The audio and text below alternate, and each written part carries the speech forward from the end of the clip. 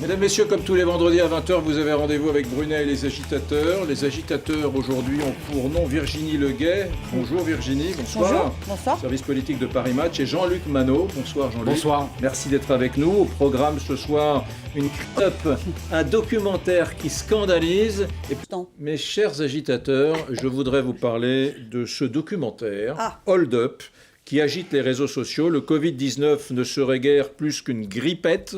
Les mesures sanitaires prises depuis le printemps n'auraient aucun sens et les citoyens du monde entier se seraient fait berner par une élite corrompue, voilà, qui a ourdi un complot, un véritable complot. Voilà à gros traits ce que prétend dévoiler le documentaire Hold Up, qu'on peut aller regarder en l'achetant sur Internet, ou pas d'ailleurs, ou pas. Voilà. C'est assez inquiétant.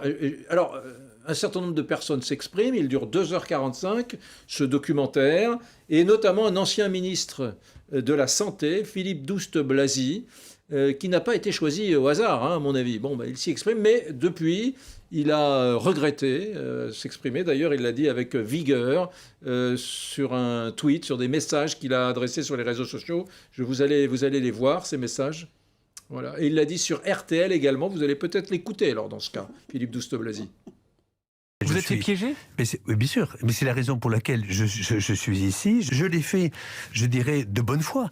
Bien sûr, au départ, comme j'ai décidé au début, et j'aurais pu très bien ne pas le faire, en effet, depuis le début de cette crise, depuis le 1er février, vous l'avez remarqué, je donne mon avis sur la manière et la stratégie qu'il faudrait faire de santé publique. Je peux vous dire que je vais réfléchir à 3 fois avant d'accepter le moindre interview.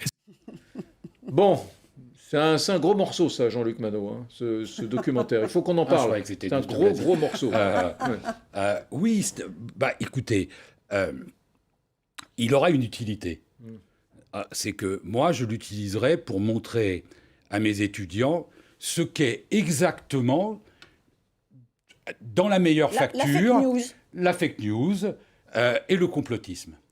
Car le complotisme, les sociologues, les gens qui étudient, les philosophes qui regardent ça, ils disent c'est toujours, en réalité, un sandwich. Un montage à partir de faits. Avec des choses qui sont pas fausses, et puis des choses qui sont fausses. Et à l'arrivée, ça n'est que faux parce que c'est une interprétation. Je prends un exemple dans ce documentaire.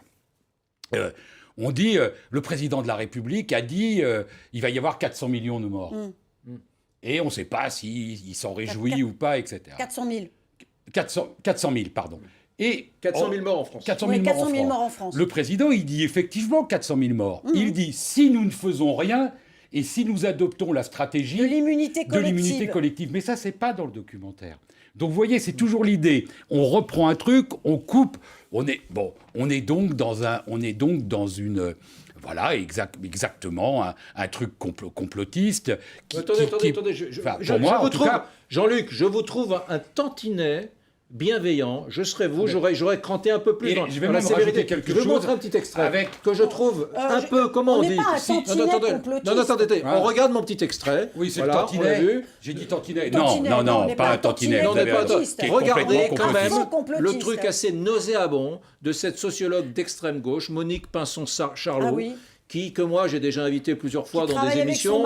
J'avais déjà observé qu'elle était assez radicale, mais là, à mon sens, on dépasse les bornes. Petit extrait de ce documentaire. Mais pour moi, on est dans la 3e guerre mondiale. On est dans la 3e guerre mondiale, mais c'est une guerre de classe. C'est une guerre de classe que les plus riches mènent contre les pauvres de la planète. Et dans cette guerre de classe, comme les nazis allemands l'ont fait pendant la 2e, il y a un holocauste qui va éliminer certainement la partie la plus pauvre de l'humanité, c'est-à-dire 3,5 milliards d'êtres humains, dont les riches n'ont plus besoin pour assurer leur survie. Voilà. Mais le plus grave, c'est que ce film qui dure 2h40 a un succès fou sur les réseaux sociaux. Ouais. La bande-annonce de ce film a été visionnée 400 000 fois. Il est partagé. Il est, répercuté par des gens connus.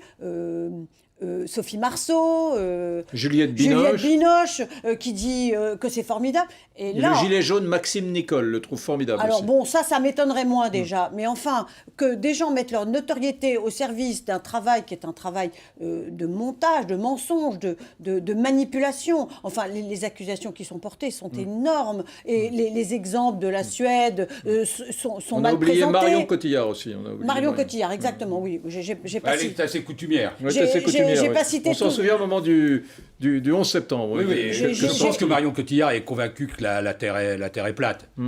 Au fond, ça doit être ça. Non, mais il y a même dans ce documentaire un passage sur l'euthanasie des personnes âgées avec des piqûres de...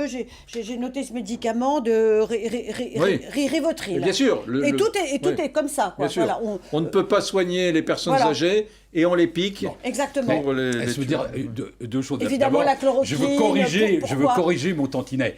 Parce que je trouve... ça n'allait pas, le tantinet. Non, je suis d'accord. Et alors, je m'excuse parce qu'en réalité, c'est un amas d'immondices. Ah, quand même, oui. Non, j'ai aucune... C'est vrai, non, mais c'est vrai. Je l'ai d'autant moins qu'il y a un bon relent d'antisémitisme dans ce film. Exactement. J'invite les journalistes ou les gens qui font les études à regarder sur les gens cités qui sont responsables, qui sont les mauvais, qui sont ceux qui veulent tuer l'humanité, qui veulent faire cet holocauste dont parle cet illuminé qu'on vient d'entendre. Eh bien, cette élite-là, regardez les noms, il y a 80% de gens qui sont des personnalités juives. Donc il y a tout. Il y a tout, voilà. Donc c'est pas un tantinet, c'est aussi stupide de dire ça que dire que le film Le Juif sus était un tantinet antisémite ou un tantinet nazi. C'était des immondices, c'est un cloaque. Et c'est d'autant plus embêtant que ces immondices se répandent de façon séparée depuis des mois sur les réseaux sociaux. Alors là, il y a un montage, ça dure 2h40, c'est un objet que peut-être vous présenterez à vos étudiants, mais c'est très embêtant de voir la façon dont c'est reçu, parce que c'est cru, les gens le croient. Les gens le croient de plus en plus. Pas pour l'admirer, je leur montre la propagande de Daesh. Comme un contre-exemple. Et de la propagande stalinienne. Mais ceux qui le regardent et ceux qui le tweetent et ceux qui l'encouragent, ils le prennent au pied de la lettre. Et ça, c'est très